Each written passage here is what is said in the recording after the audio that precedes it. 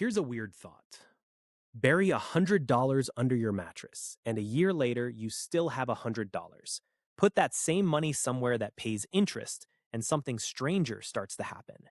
Your money begins to earn money of its own, and then that new money starts earning too. That snowball is called compound interest, and once you see how it works, you'll never look at a savings account the same way. First, the plain version. Simple interest. You start with a principal, say $1,000, and each year you earn a fixed cut of that original amount only. 10% of 1,000 is $100. Year after year, the same 100. Your pile grows, but only by the same step every time. Linear, steady, kind of boring. The interest never gets to work for you again. Compound interest does one small extra thing. At the end of the year, the interest you earned gets poured right back into the principal. So next year, the bank doesn't pay you on $1,000. It pays you on 1,000 plus what you already earned. Interest starts earning interest. That one habit is the whole secret. Nothing magical, just reinvesting the gain. Here's why it speeds up. In year one, 10% of 1,000 is 100. Easy. But by year 10, your base is already much bigger, so 10% of that bigger pile is a much bigger payday.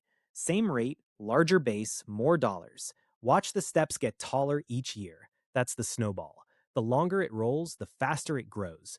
Growth that accelerates is the whole point. Let's put real numbers on it so this stops being abstract. Start with $1,000 at 10% a year. With simple interest, every year you earn $100 off the original 1,000. After 10 years, you have earned exactly $1,000 of interest, 2,000 total.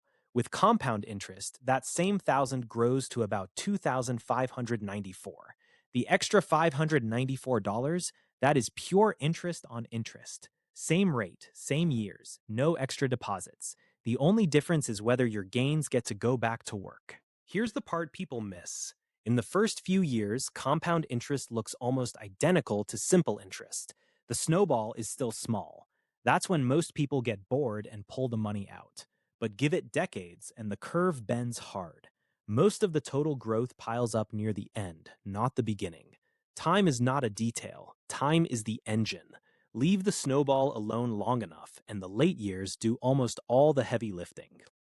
Picture skipping one fancy coffee a week and putting that money away at a modest return. At first, nothing looks impressive. Give it 20 or 30 years, though, and most of what you end up with isn't the money you deposited. It's the interest that piled on interest. Compound interest doesn't reward cleverness, it rewards time. Start early, leave it alone, and let the snowball roll.